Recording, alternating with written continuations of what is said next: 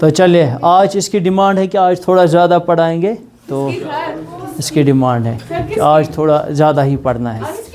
हाँ, अब देखो, लास्ट वाला जो हमने जो लेक्चर दिया था आज से 3-4 दिन पहले का हुआ था, वो उसमें हमने यहाँ पे छोड़ा था कि अब जो नेक्स्ट टॉपिक हमें पढ़ना था वो था the new conservatism after 1815।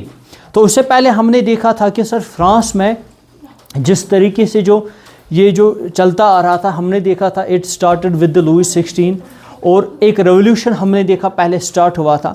Actually यहाँ से भी पहले अगर हम इसको खींचेंगे ना तो ये 1774 से स्टार्ट होता है। कहानी कुछ ऐसे स्टार्ट होती थी फ्रांस से। तो लेकिन फिर अगर हम देखेंगे कि आपके जो ये 9th का जो मैंने बोल रहा हूँ 1774 से स्टार्ट होता है, लेकिन फिर क्या होता है 1789 में लुई 16 का पावर जो है कम किया जाता है with the French revolution which came on 14th of July 1789। After that तो यहाँ से यहाँ तक जो 1794 में जैकोबिन क्लब, फिर 1804 में नेपोलियन, और टिल ये चला कहाँ पे सर 1815 तक। तो इसको अगर हम यहाँ पे सीधे भी लिखेंगे, ये चला फिर जो है 1815 तक, 1815 तक।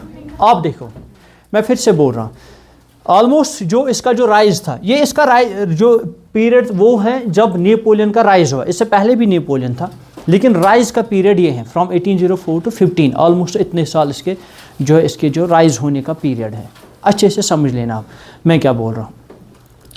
अब यहाँ पे आपको समझना है कि एक जो नई आइडियोलॉजी सामने आई वो है कंजर्वेटिज्म। 9th में आपने पढ़ा कि सर 3 तरीके के जो आइडियोलॉजी फ्रांस में उस टाइम के थे। एक हमने बोला कि लिबरल्स थे, there were radicals and also there were conservatives. तो अगर हम सबसे पहले करेंगे बात कि सर इनमें डिफरेंसेस कहाँ पे थी, सर चेंज कौन किस तरीके से चाहता था, दैट वाज द डिफरेंस। अगर हम सबसे पहले बात करेंगे, if we talk about the radicals, they want change but quick change. तुम वना त्रोइन सा रेडिकल वो लिबरल क्या चाहते थे सर, लिबरल बोलते थे हाँ सोसाइटी में चेंज होनी चाहिए, समाज में चेंज होनी चाहिए। कि वो बोल रहे थे कि लेकिन आएगी खुद कभी, ठीक है ना, अब लड़ना क्यों इस पर। चेंज चाहते थे, वो बोलते थे कि ग्रेजुअली हो जाएगा खुद टाइम के साथ साथ। दूसरा था रेडिकल्स, वो बोलते थे नहीं चेंज चाहे वो भी अभी, इसके लिए अगर हमें मरना भी पड़ेगा, गन उठाओ, पत्थर उठाओ, जो भी वेपन उठाओ, लेकिन चेंज लानी ही पड़ेगी।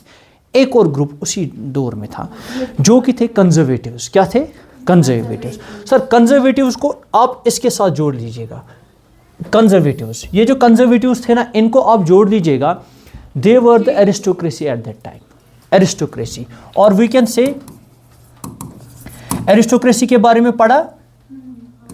aristocracy कौन सा था सर, ये था रूलिंग क्लास। क्या था ये? Ruling class. That means sir conservatives वो लोग थे जिनकी आइडियोलॉजी थी कि चेंज चाहिए ही नहीं। किस लिए? सब कुछ तो चंगा चल रहा है, so everything is okay, so there is no need of change। चाहिए नहीं चाहिए ना इनको चेंज। सच में सच तो बोल रहे हैं, ये तो ऑलरेडी रूल कर रहे हैं। मोदी वने मैं करूँ चेंज, मैं तो अपोजिशन में नहीं बोल सकता है ना। तो यहाँ पे सेम वे में जो रूलिंग क्लास है वो बोल रहे हैं कंजर्वेटिव्स की ये जो आइडियोलॉजी थी, कंजर्वेटिव्स की आइडियोलॉजी थी कि सर चेंज होनी ही नहीं चाहिए। लेकिन अब यहाँ पे हमने देखा सर, लेकिन अभी तक यूरोप की जो कंडीशन हम देख रहे हैं इस ग्राफ के थ्रू कि वहाँ पे there were many changes at that time. Sir Jacobin clubs आए, लुई 16 कब का ख़त्म किया गया, उसको फांसी पे चढ़ाया गया। हमने देखा सर जैकोबिन क्लब्स, हमने देखा फिर नेपोलियन का राइज हुआ, ठीक है ना। हमने यहाँ पे फ्रांस में देखा जो डायरेक्टरी का रूल हुआ, बहुत सारे हमने चेंजेस देखे। अब कंजर्वेटिव्स कहाँ से आ गए फिर से? ये तो तब वर्क कर रहे थे ना जब 1774 में जो लुई 16 ने वहाँ पे ये हुकूमत संभाली थी, ठीक है ना। लेकिन आप एक चीज़ याद रख लेना, कुछ कंट्रीज़ अभी भी ऐसे थे जहाँ पे कंजर्वेटिव्स का रूल सेटल चल रहा था। सर कौन सी कंट्रीज़ थी? सर कंट्रीज़ इसमें आप ले लो, इंग्लैंड का ले लो, आप रशिया का ले लो, जहाँ तक अभी भी इस रेवोल्यूशंस का, इन रेवोल्यूशंस का कोई असर वहाँ तक नहीं पड़ा था, ठीक है ना। अब उन्होंने ही सोचा क्या? उन्होंने बोला कि नेपोलियन तो आगे ही बढ़ता जा रहा है, तो एक दिन ये होगा नेपोलियन का कब्ज़ा पूरे यूरोप पे होगा और हम उस टाइम पे कुछ नहीं कर पाएंगे। क्यों ना हम इसको अभी रोके। आ रहा है समझ? नेपोलियन ने बहुत सारे कंट्रीज़ को क्या किया था, ग्रैब किया था, और किस तरीके से खाया हमने देखा। इसके नेशनलिज्म पहले उसका झांसा दिया नेपोलियन सिविल कोड का, फिर वैसे ही खुद भी करने लगा जो उन पे जुल्म हो रहे थे। नाउ कुछ कंट्रीज़ ऐसे थे, उन्होंने बोला इस बंदे को यहीं पे रोकना पड़ेगा। क्या करना पड़ेगा? इस बंदे को यहीं पे रोकना पड़ेगा। इसको बीच बीच में नज़र देना, हाँ, इस बंदे को यहीं पे रोकना पड़ेगा। अब उन्होंने किया क्या? अच्छा, कंजर्वेटिज्म का आइडिया ये पहले समझेंगे फिर। अच्छा, कंजर्वेटिज्म वो उनकी आइडियोलॉजी क्या थे, उनके बिलीफ्स क्या थे, यहाँ पे लिखा हुआ है, जो कि मैंने आपको समझाया भी। इस पेज को हम टर्न करेंगे फिर। देखो, they believe that established traditional institutions of state and society. Traditional institutions कौन से थे? ट्रेडिशनल इंस्टीट्यूशंस कौन से थे? सर, मोनार्की थी। सर, मोनार्की किस तरीके से काम कर रहा था? एस्टेट जनरल, सोसाइटी डिविजन्स थे। तो ये बिलीफ इनका ये था, इनकी आइडियोलॉजी ये थी, जैसे पहले ज़माने में लोग जिस तरीके से रह रहे थे under the monarchy, under the जो hierarchical division of the society, ऐसा ही फिर से होना चाहिए। इनकी आइडियोलॉजी ये थी। आ रहा है समझ? इनकी आइडियोलॉजी ये थी। मैं फिर से बोल रहा हूँ सर, इनकी आइडियोलॉजी थी जो पहले ज़माने से लोग जिस तरीके से जो लोग रह रहे थे, कैसे रह रहे थे? अंडर द मोनार्कियल सिस्टम रह रहे थे ना, किंगशिप में रह रहे थे ना, किंग उन पे हुकूमत कर रहा था। सर, वो क्या था? वो हेरिडिटी रूल था, ख़ानदानी रूल था ना। ये चाहते थे फिर से वही हो। ये नेपोलियन वगैरह, ये कॉन्स्टिट्यूशन, डेमोक्रेसी, ये क्या है? कुछ नहीं है। ये बोल रहे थे कि इनका खात्मा होना चाहिए, फिर से ट्रेडिशनल इंस्टीट्यूशंस रीएस्टैब्लिश होने चाहिए। क्लियर? इनकी ये आइडियोलॉजी थी। चाहिए ये समझ फंसा सोशल। अच्छा, ये क्या चाहते थे? Social hierarchy. ये बोलते हैं कि सर सोसाइटी में हायरार्की है। Hierarchy means first estate, second estate, third estate. Sir steps हैं, हर कोई सेम नहीं है, ठीक है ना, हर कोई सेम नहीं है। ये चाहते थे कि सर सोसाइटी में क्या है? सोसाइटी में डिविजन्स हैं, वो बाय गॉड है, ठीक है ना, बाय अल्लाह वो बाय गॉड है। इनके लिए जो इनका जो ये गॉड था, वो बोल रहे थे कि ये जो सोसाइटी में डिविजन्स है ना, वो ये वही से ही है, तो ये होने चाहिए। सोसाइटी में सब इक्वल नहीं होने चाहिए। ये इनकी आइडियोलॉजी थी। और वो क्या चाहते थे कि प्रॉपर्टी, फैमिली, ये प्रोटेक्ट होनी चाहिए। सर, फैमिली कौन सी? से फॉर एग्जांपल रॉयल फैमिली है। रॉयल फैमिली मीन्स अगर हम देखेंगे फ्रेंच रेवोल्यूशन में ही क्या हुआ, सबसे पहले फिर क्या किया गया, जो रॉयल फैमिली थी ना उनको जेल में डाला गया। बोला नहीं, ऐसा नहीं होना चाहिए, रॉयल फैमिली को प्रोटेक्शन मिलनी चाहिए और इनके ज़मीन, प्रॉपर्टी, मकान, सबको प्रोटेक्शन मिलनी चाहिए, ठीक है ना। ये इनकी आइडियोलॉजी थी। देखो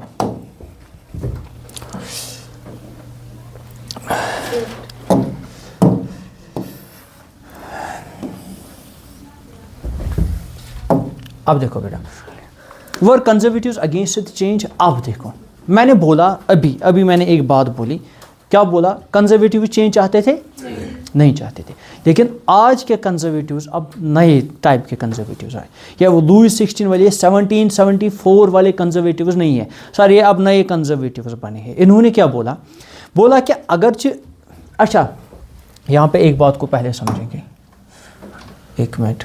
यहाँ पे एक बात हमने जो नहीं बोली, जो कि इम्पॉर्टेंट है। नेपोलियन अभी ज़िंदा है, लेकिन यहाँ पे वो मार गया, हमने अभी उसको नहीं मारा, पहले उसी को मारेंगे, ठीक है ना। हम नहीं मारेंगे, उसको मारा गया, हम देखेंगे कि कैसे उसको मारा गया। अब 4 कंट्रीज़ हैं। कौन से? 4 कंट्रीज़। इन्होंने बोला कि अगर नेपोलियन कंटिन्यूसली ऐसे ही चलेगा, ये यूरोप पे कब्जा करेगा, पूरे यूरोप पे। सो व्हाट दे डिड, इधर देखो शाहजहा, व्हाट दे डिड, उन्होंने एक काम किया। पहला पॉइंट, उन्होंने 4 कंट्रीज़ मिलके, जिनकी जो शॉर्ट फॉर्म है प्रैब, इन 4 कंट्रीज़ ने उसको मिलके हराया, ठीक है ना। मुतायरा को हंसी आई, इसको पता है इसी को बोलना है। प्रैब कहाँ पे हराया? सर, वाटरलू एक जगह थी, वहाँ पे हराया। इस जंग का नाम रहा battle of Waterloo. Battle of Waterloo, ये अभी बोलेगी मुताहिरा। बैटल ऑफ वाटरलू जो था, बैटल ऑफ वाटरलू में 1815 को नेपोलियन को जंग हराया। मैं इसको रिपीट कर रहा हूँ, I am going to repeat this. Battle of Waterloo, in battle of Waterloo Napoleon got defeated and killed also, उसको वहीं पे ख़त्म किया गया। हाँ, स्मोर नेपोलियन मूद जिस हाँ प्रैब ने। हाँ, प्रैब अब कौन है मुतायरा पता है? पी फॉर प्रूशिया, ठीक है ना, इसका मतलब है प्रूशिया।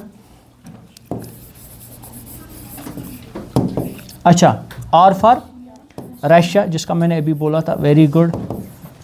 ए फॉर ऑस्ट्रिया और बी ब्रिटेन।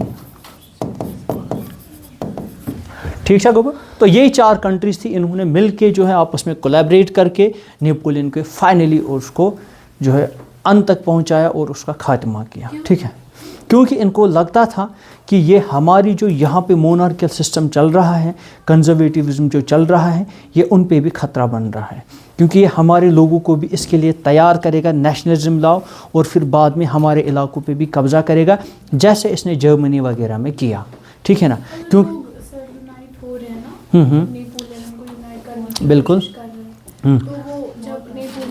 सारी कंट्रीज को जहाँ पे वो रह रहे हैं उनको ग्रैब करेगा, कॉन्क्यूर करेगा, लेकिन लोग यूनाइट होंगे ना, वो तो हाँ सही बात है, लोग यूनाइट हो रहे हैं और वो उठा सकते हैं आवाज़।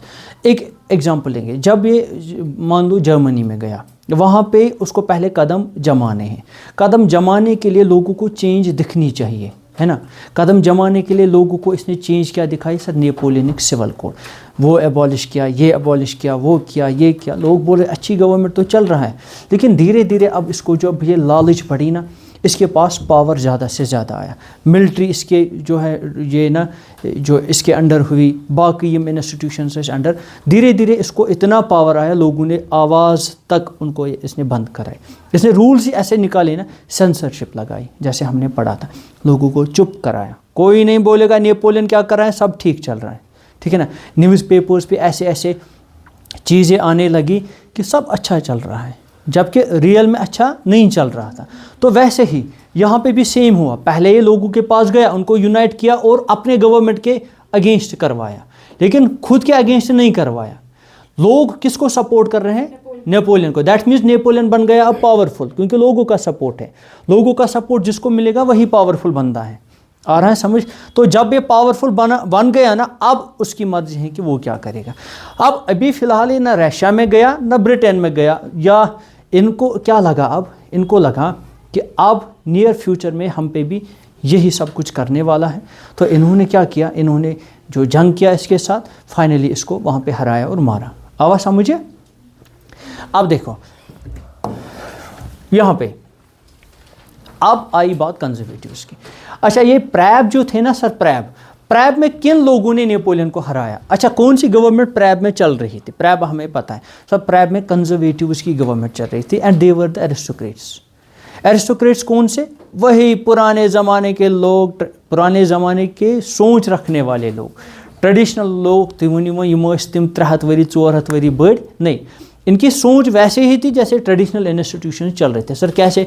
मोनार्कियल सिस्टम ऑफ गवर्नमेंट थी, ठीक है ना। तो जैसे हमने देखा फ्रांस में किस तरीके से हुआ करता था, तो ये सब चीज़ें यहाँ पे हो रही थी, ठीक है। नाउ अब क्या सर, ये जो आज के जो नए कंजर्वेटिव्स हैं ना, ये चेंज बिल्कुल भी नहीं चाहते हैं। कंजर्वेटिव्स का हमने एक पॉइंट देखा था sir, conservatives never want any change, they never wanted any change, कभी भी उन्होंने कोई चेंज नहीं चाही। लेकिन अब के कंजर्वेटिव जब नेपोलियन को हराने के बाद, दैट मीन्स आफ्टर 1815, इनका थोड़ा, इनका जो रद्द अमल, या हम ऐसे बोल सकते हैं इनकी जो आइडियोलॉजी में थोड़ा जो है ये शिफ्ट आया। इन्होंने बोला चलो ठीक है, चेंज हम भी चाहेंगे, लेकिन कौन सी चेंज? जो हम बोलेंगे। अच्छा, उन चेंजेस से क्या होगा? उन्होंने बोला, सी फॉर एग्जाम्पल सर, नेपोलियन ने कुछ चीज़ें अच्छी की हैं। क्या बोला? नेपोलियन ने कुछ चीज़ें अच्छी की है, उनको चलने दो, उनको फिर से ट्रेडिशनल जो तरीके से करने मत दो। से फॉर एग्जांपल इन्होंने बोला उन चीज़ों से क्या होगा, उनसे हमारी जो मोनार्की है ना वो और स्ट्रांग हो जाएगी। एग्जाम्पल लेके नेपोलियन ने एक स्ट्रांग आर्मी बनाई थी विद जो है न्यू एंड मॉडर्न वेपन्स, ठीक है ना। नेपोलियन मा उस ट्रेडिशनल हिसाबस में पकना आर्मी, उसने कुछ वेपन्स का जो मॉडर्न वेपन्स किए थे और आर्मी के जो rules and regulation and army का जो स्ट्रक्चर ही चेंज किया था। तो ये इन कंजर्वेटिव्स को अच्छा लगा, बोला कि यही चलेगा, इससे क्या होगा, मोनार्की और स्ट्रांग हो जाएगी। आ रहा है मेरा समझ? सो यहाँ पे यही पॉइंट लिखा है, most conservatives did not propose a return to the society. इन्होंने क्या बोला था कि हमें पुराने ज़माने में फिर से वापस नहीं जाना है, फिर modernization could in fact strengthen the national institutions of the, बोला कि मॉडर्नाइजेशन जो हुई हैं, जो नेपोलियन के द्वारा लाई गई हैं और जो नई गवर्नमेंट्स ने मॉडर्नाइजेशन लाई है ना, वो इनफैक्ट क्या करेंगे, they would strengthen the traditional institutions like monarchy, वो मोनार्की को और स्ट्रॉन्ग बना देंगे। सो आप ये चेंज चाहते हैं, लेकिन कौन सी सर, जो मॉडर्नाइजेशन से चेंजेस आई, आवाज़ समझ? अब ये चेंजेस इस तरीके से हाउ मीन्स कि किस तरीके से ये मोनार्की को स्ट्रॉन्ग और बनाएगा, कैसे बनाएगा? जैसे इसने भी लिखा है, modern army and affiliate bureaucracy, dynamic economy, abolition of feudal system, serfdom, strengthen the autocratic monarchial of Europe. अत मज दिम ब्याख example, abolition of feudal system. इसने बोला ठीक किया उसने, नेपोलियन ने क्या किया था, फ्यूडल सिस्टम को ख़त्म किया था, हाँ किया था। अच्छा, अब ये कंजर्वेटिव्स क्यों बोल रहे हैं कि ये चीज़ें साथ ले जाओ, फ्यूडलिज्म ख़त्म ही कर लो, इसको फिर से जो है रिटर्न मत कर लो, रीएस्टैब्लिश मत करो। देखो क्यों, क्योंकि कभी कभार क्या होता है, ये जो किंग होता था ना, और उसी सोसाइटी में जो फ्यूडल लॉर्ड्स होते थे, second section of the society, वो क्या होते थे, अमीर होते थे, बन जाते थे ना वो अमीर, क्योंकि वो लॉर्ड बन जाते थे, feudal lords, Lord of manner बन जाते थे। वो कभी कभार किंग के अगेंस्ट भी जाते थे, किंग ओस पत तिमन हेकान तम टाइम पूरित कहें, सो तिमन हेकान मुकाबले करित कहें। सो दैट्स वाई कि ये बोल रहे कि हमारे सोसाइटी में ऐसा बंदा ही पैदा नहीं होना चाहिए कि जो हमसे लड़े। फिर आ रहा है समझ? बोला कि फ्यूडल सिस्टम ख़त्म कर लो, नहीं चाहे कोई लॉर्ड हमें, हम सब कुछ खुद करेंगे। तो यहाँ पे हमने देखा सर, कंजर्वेटिव जो नया न्यू कंजर्वेटिव्म जो आइडिया था ना, पीपल जो कंजर्वेटिव्स थे ना, they want some changes of the modernization. उससे क्या होता है, उससे उन्होंने बोला कि जो मॉडर्न इंस्टीट्यूशंस है ना सर, उससे उनको स्ट्रॉन्ग बनाया जाएगा। आवाज़ समझ?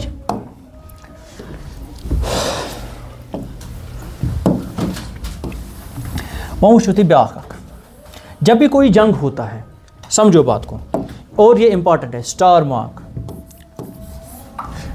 जब भी कोई जंग होता है, जब भी कोई जंग होता है, जंग होने से क्या होता है समझो, इसके बाद जो कंट्री जंग को जीतती है, कहाँ हारान कहाँ जीनान, युस कंट्री जंग जीनान तिम पत जो ट्रीटी बनाते हैं, ठीक है ना, रखो ये खुद रहेंगे, ट्रीटी बनाते हैं। क्या बनाते हैं? ट्रीटी, कि अब नया कदम हम कैसे उठाएंगे या नई गवर्नमेंट हम किस तरीके से चलाएंगे। So same they did here.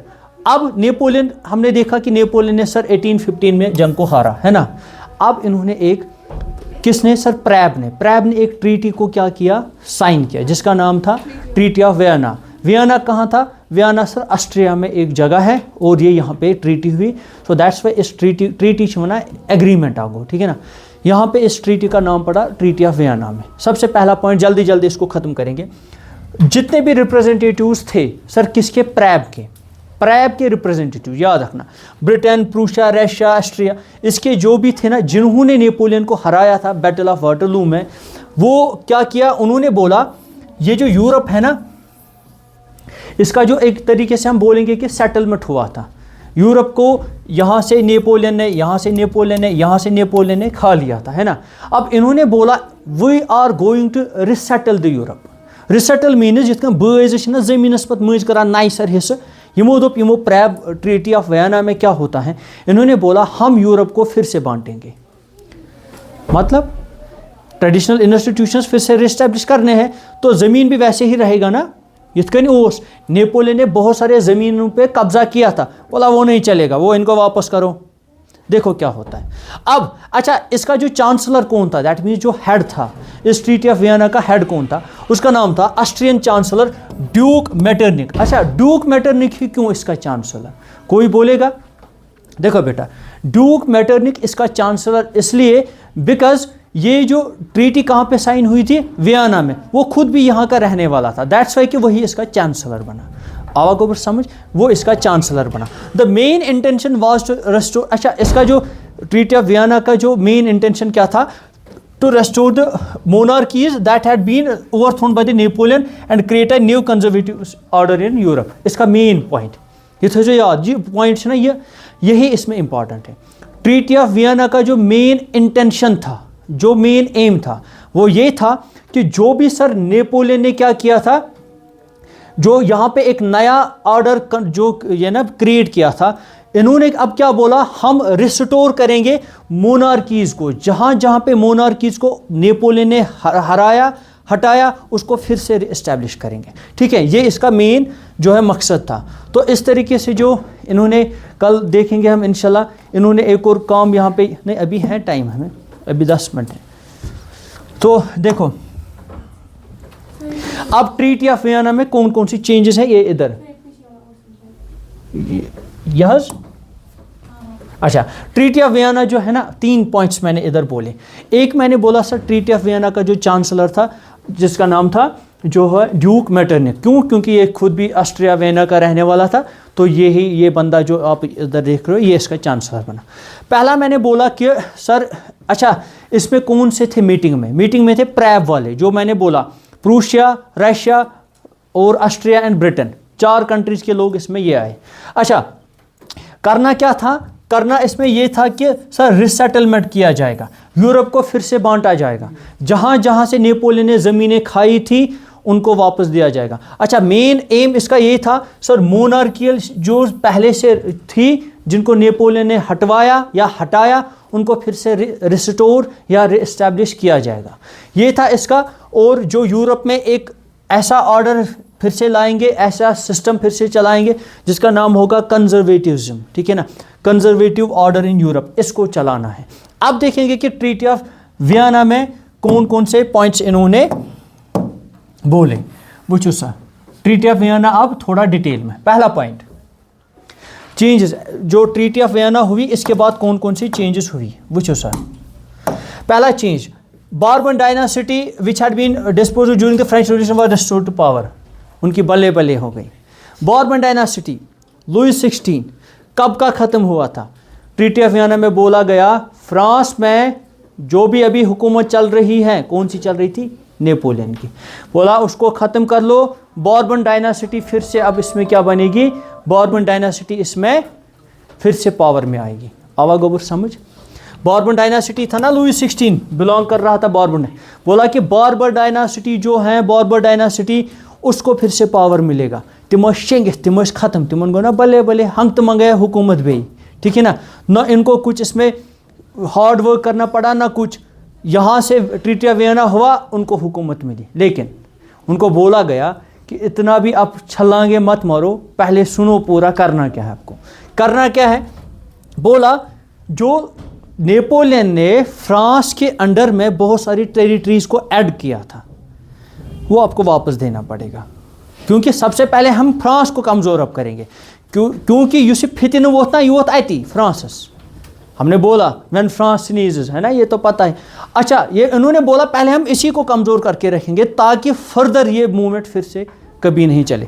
अब देखो क्या किया, बोला कि जो भी नेपोलियन ने एनेक्स किया था टेरिटरीज, उनको क्या करना पड़ेगा, उनको आपको वापस करना पड़ेगा। सो इस ट्रीटी के अकॉर्डिंग क्या हुआ, France lost the territories it had annexed under the Napoleon, उनको वो वापस करने पड़े। आवाज़ समझ, जहाँ जहाँ पे भी नेपोलियन ने कब्जा किया था वहाँ पे इनको वो टेरिटरीज वापस देनी पड़ी। Now move to third point, a series of cities were. देखो से for example if this is France, पहले यहाँ पे समझो फिर मैं पॉइंट समझाऊंगा उधर। अगर ये फ्रांस, इन्होंने क्या किया, इन्होंने यहाँ से इसका आधा काटा, यहाँ से एक स्टेट बनाई, यहाँ से दूसरी स्टेट बनाई, स्टेट मीन्स यहाँ पे कंट्री, यहाँ से ऐसी कंट्री बनाई, यहाँ से ऐसी कंट्री बनाई। क्यों, इसको चारों तरफ घेर लिया ताकि आगे से यहाँ पे कोई रेवोल्यूशन ना हो। क्या फॉर एग्जांपल अगर इन्होंने क्या किया, बोला कि अगर से फॉर एग्जांपल फ्रांस अभी इसके साथ लड़ेगा, ये मुल्क इसको यहाँ से यहाँ से यहाँ से यहाँ से मारेंगे, किधर जा रहे हो। अब हम आपको बाहर नहीं निकलने देंगे, क्योंकि नेपोलियन फ्रांस का ही बंदा था जिसने पूरे यूरोप को पूरा परेशान करके रखा था। अब बोला कि इसको इस तरीके से गेरो, इसको ऐसे कंट्रीज जो है बना लो कि जो ये कभी भी फिर से ये गलती नहीं करेगा। दैट मीन्स फ्रांस को क्या किया गया, इसके पावर में रिडक्शन आ गई और इसको ऐसी जो है स्ट्रैटेजिक बाउंड्रीज बनाई गई कि वो ख़त्म। आवाज समझ, ख़त्म मीन्स कि इसका पावर कम हो गया। तो यही है, series of cities were set up on the boundaries of the France to prevent French expansion in future, ठीक है ना, ताकि फिर से इसका एक्सपेंशन फ्यूचर में ना हो। यपर थोन गंड ये नीर यपर नीर, ठीक है ना, इसको बांध के रखो। तो फिर यहाँ पे है कि किस तरीके से जो कौन कौन सा एरिया किसको दिया गया, ये इंपॉर्टेंट नहीं है इसमें, फिर भी ये मैप में आप समझ लेना। जैसे यहाँ पे लिखा है कि kingdom of the Netherlands which included Belgium was set up in the north and the Geneva was added to the Piedmont in the south। तो ये आप समझ लेना घर में, और यहाँ पे जो मैप में भी आप ये समझ लेना। मसला इसमें ट्रीटी ऑफ वियना के ये पॉइंट्स हैं, 3 पॉइंट्स मेन है। मैं एक बार रिपीट करूँगा सर, फ्रांस में बॉर्बन डायनासिटी क्या हो जाएगी, रिस्टोर की जाएगी। दूसरा क्या, वहाँ पे नेपोलियन के टाइम पे जो भी इलाके उसने कब्जे किए थे उनको वापस लिया गया, और ये किया गया कि फ्रांस के बाउंड्रीज़ में बहुत सारे नंबर ऑफ़ स्टेट्स बनाए गए ताकि फ्यूचर में फर्दर एक्सपेंशन इसका ना हो। बस आज इतना ही। बॉर्बन डायनासिटी थी फ्रांस में, आपने नहीं पढ़ा ना, वो फ्रेंच रेवोल्यूशन, वही है ना मसला। फ्रांस में जो लुई 16 था ना, जिसने 1774 में वहाँ पे हुकूमत संभाली, वो उसका जो ख़ानदान था, युस तमुद ख़ानदान उस तमसस डायनासिटी, बॉर्बन डायनासिटी। तो किंग कौन सा था, वो बॉर्बन डायनासिटी का किंग था। लेकिन फिर फ्रेंच रेवोल्यूशन के बाद उसका पावर कम किया गया और बाद में उसको फिर मार ही डाला गया। तिहंज फैमिली गई, तिहुंद नेबो निशान मिट्यो। तो अब बोला गया कि जो पहले था ना बॉर्बन डायनासिटी, उन्हीं को पावर फिर से दो, क्योंकि वो थे एरिस्टोक्रेसी, वो थे ruling class, they were the conservatives. क्योंकि ये क्या करना चाहते थे, they wanted to re-establish the कंजर्वेटिविज्म। आ रहा है समझ, बस इसको बंद करो।